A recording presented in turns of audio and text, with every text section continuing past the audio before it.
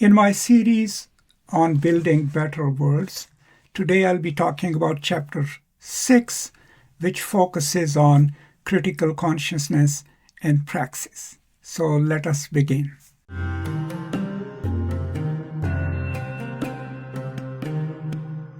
So the authors start with one important concept from Paulo Freire's work, which is conscienciação, or conscientization, or coming to consciousness. Now I have separate videos on it which you can watch, and I'll post the link in the description. But simply stated, coming to consciousness or being politically conscious, conscientiação has two elements to it. One, reflection upon the world in which we live. What are its injustices? How is the system constructed? How does it work? And two, taking practical steps to change things. But coming to consciousness, of course, is important in Paulo Freire, but also for the authors of this book. And we will learn the details of how to mediate it through the practices of the Zapatista movement in the next two chapters. But this transition now into the didactic mode, into now discussing how do we educate ourselves, what is a political education, or critical pedagogy in terms of the Freirean work. Now in the process, in the beginning of the chapter, the authors then also discuss how Freire sees the world and elaborates it.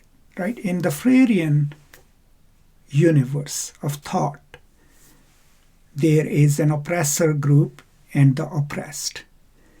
The oppressor group runs the system with a logic that they themselves have developed through dominance and hegemony.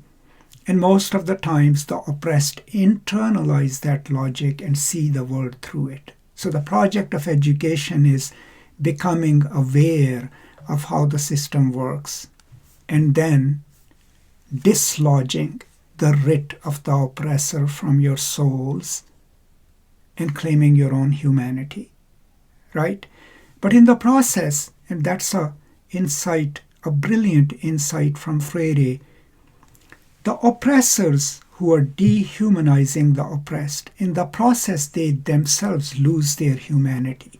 So the project of critical consciousness and critical pedagogy then isn't just to free ourselves, but also to free the oppressors from the dehumanization that has visited upon them in the process of dehumanizing others. Now from here the authors go to colonialism and the racist aspects of colonialism that were part of its rhetoric, part of its ideology, and that still persist in indirect ways in the post-colonies and in rest of the world. And they discuss the racialized nature of the colonial experience. The next section of the book sees the colonial experience from the perspective elaborated by Frantz Fanon. Most importantly in his books, Dying Colonialism and The Wretched of the Earth. So towards the end of his career, Fanon, while opining on the European colonial system, adds an exhortation for his readers, and that is that, okay, in our fight to free ourselves and create our own separate nations, Wretched of the Earth has two chapters on nationalism. What Fanon is saying is that let's not model ourselves on what the Europeans have unleashed, the kind of nationalism and racialized ideology that underwrote it.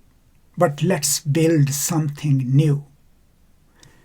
Now, in order to do that, we then need a new kind of consciousness, a new kind of pedagogy, and that's where Paulo Freire is really important. Now remember, Freire had read Fanon. He actually cites Fanon's insights in the pedagogy of the oppressed. So let's look at the colonial legacies. First of all, colonization was an act of brute force. Most of the colonies were conquered by the Europeans. People in the colonies were seen as inferior.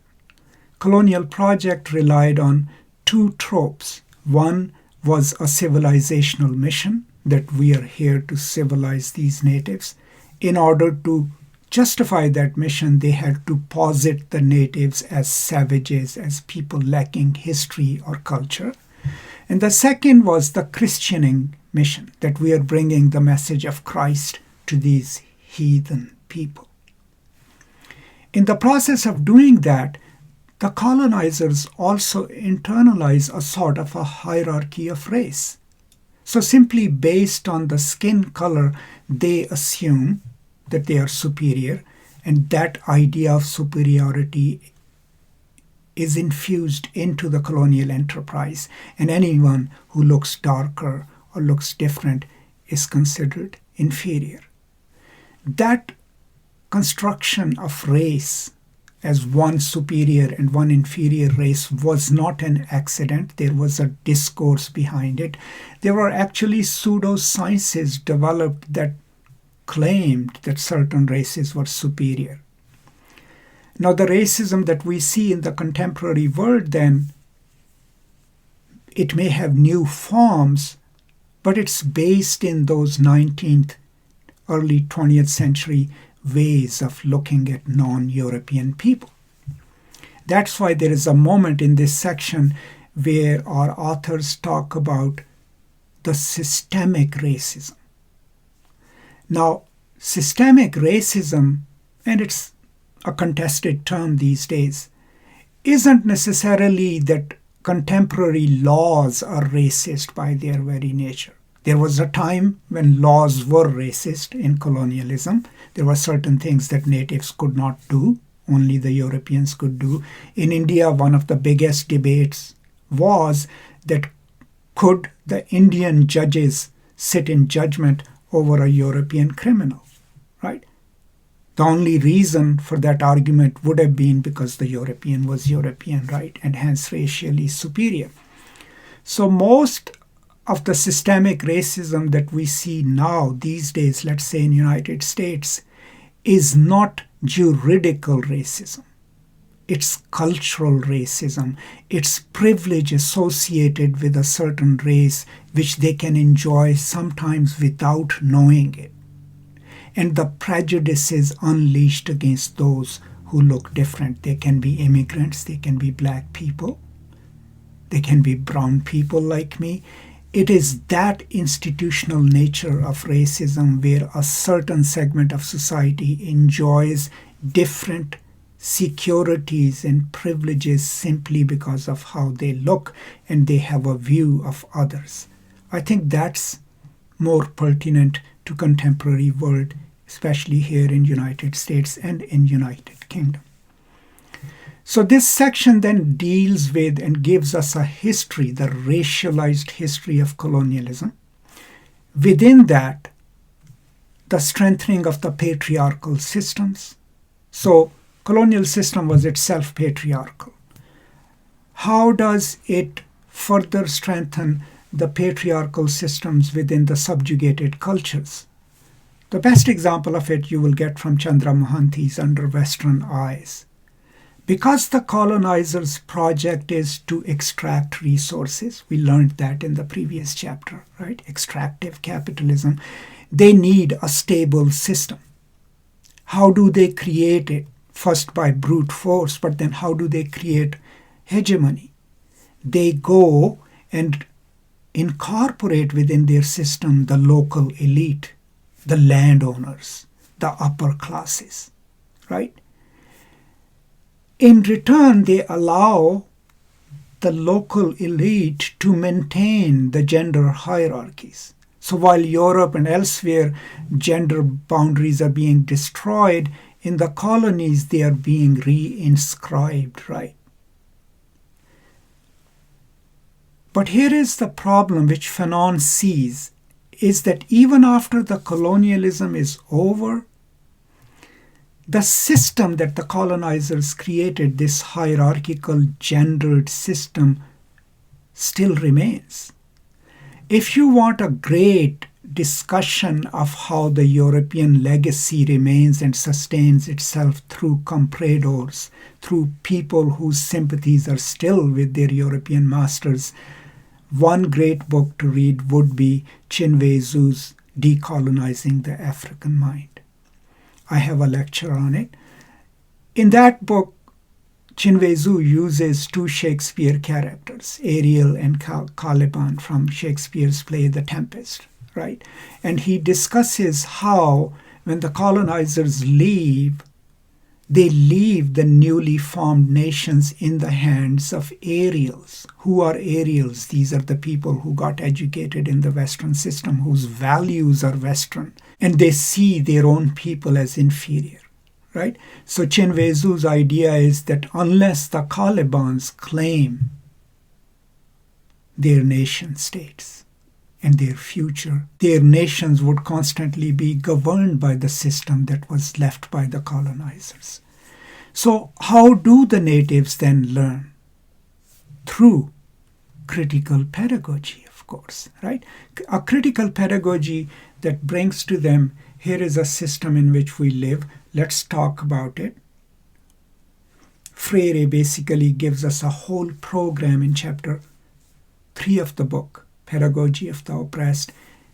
We learn from the people. People articulate their way of lives instead of just taking it as natural. And then once they have discussed it, once they have elaborated it, that is when they will see the reality as an objective reality and try to change it.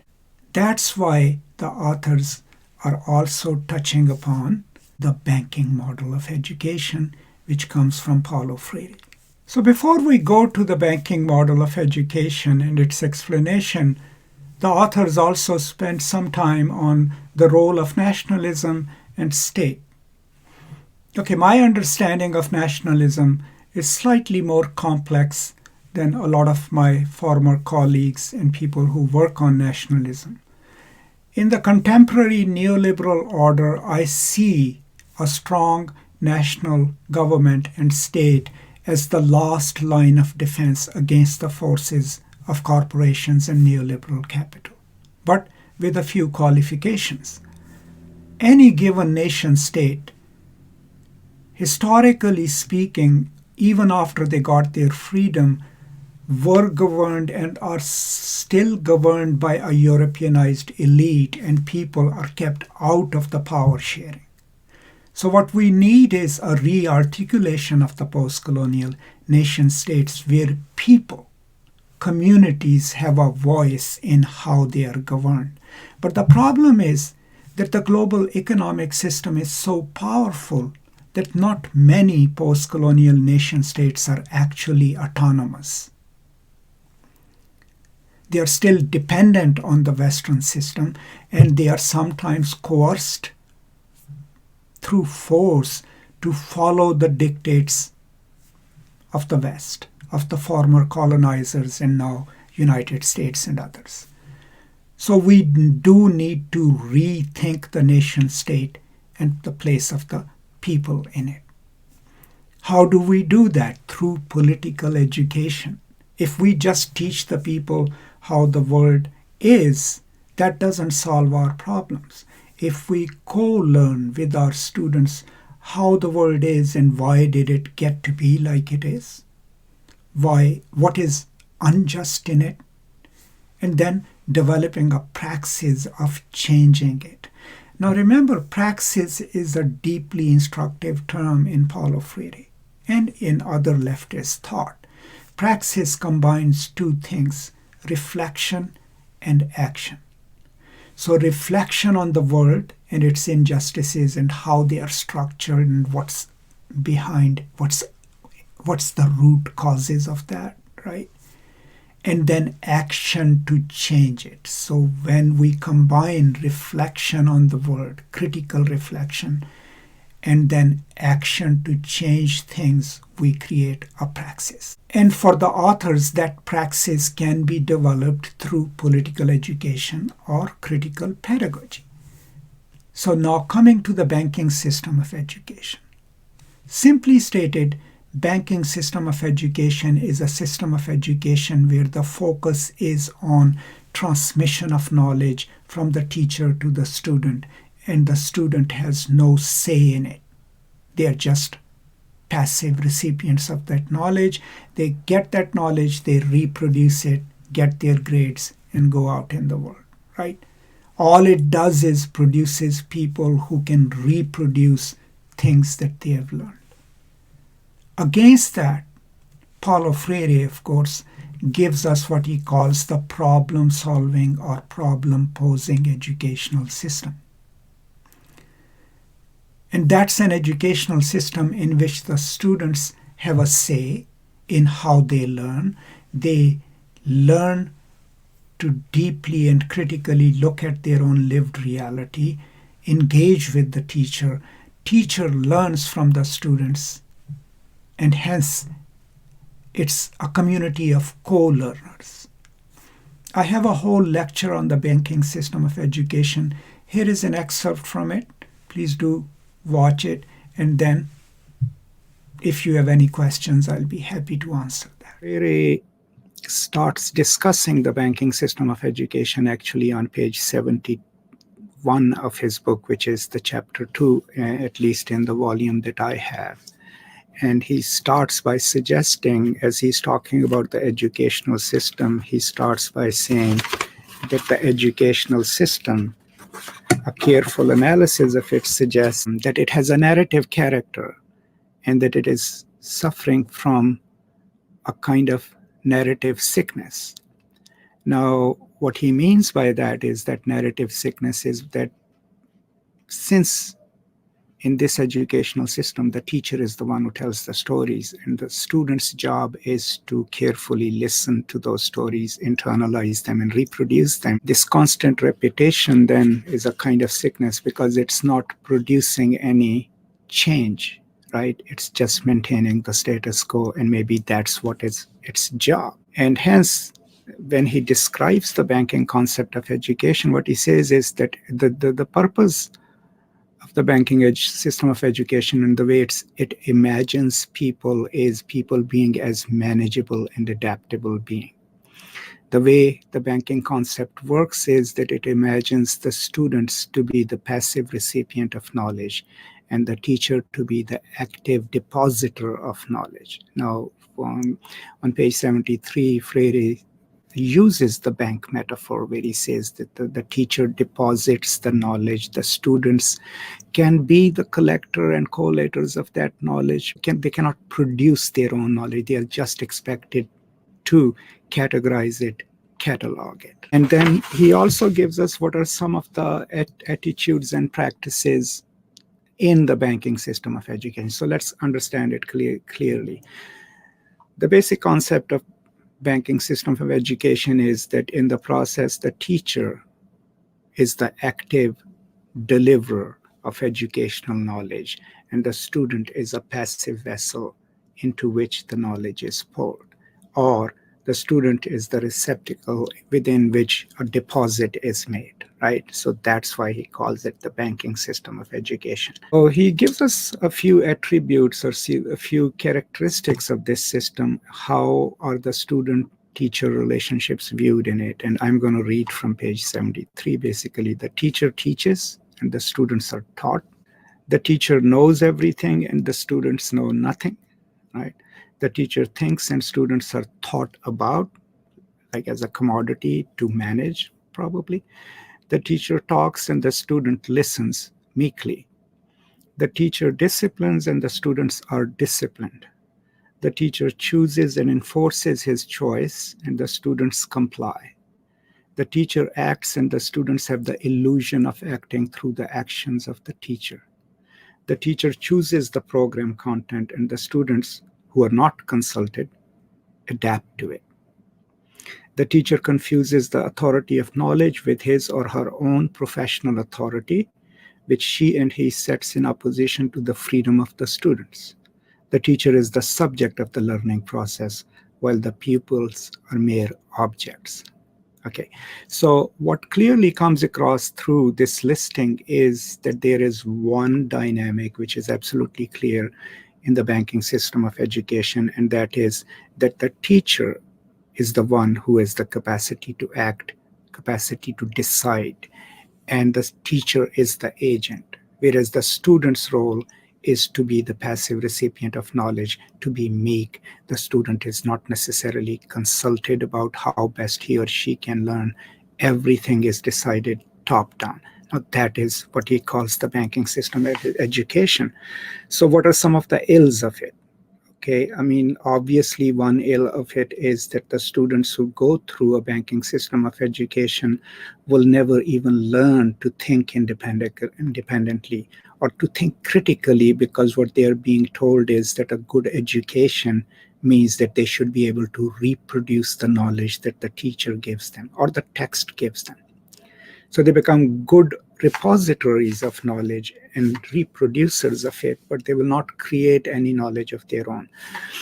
A concomitant effect of that then is that the system of education thus delivered, the banking system would then end up producing students who are more adaptable to the existing system, because all they're being taught is how to internalize the knowledge being given to them, how to reproduce it, right? And how to learn to adapt to the system in which they already exist. And no one is teaching them how to rethink the system. So this was a brief overview of the banking model of education and how it can be employed, of course, by the powerful forces to maintain the status quo. Now, towards the end of his book, Pedagogy of the Oppressed, Paulo Freire gives us different strategies of praxis that counter what he calls the anti-dialogical practices of the banking model of education. I have a full discussion on it in my Freire series. You're welcome to watch it. Here in this chapter, the case that the authors have built in this chapter is that there is a need for consensusal, of developing critical consciousness. That critical consciousness will then enable us to look at the racialized and patriarchal histories of colonialism, how they were mobilized to control people. We need to learn those histories critically, how within that women were reinscribed into the private sphere, how we can also incorporate other discourses that keep people at bay and keep them isolated, gender, right, abilities, origins, all of the things that are used to exclude certain people from the promise of a nation or from the promise of the global resources. We will become aware of all of that through critical consciousness, and we cannot develop that kind of critical consciousness without critical pedagogy, without political education. I think that's the main point that's coming across to me in this chapter, because the authors are now moving on in chapter 7 and 8 to discuss with us how the Zapatista movement, which is a resistance movement of the native peoples, how have they developed a mode of education and being in the world which is critically conscious of the world, but also has a praxis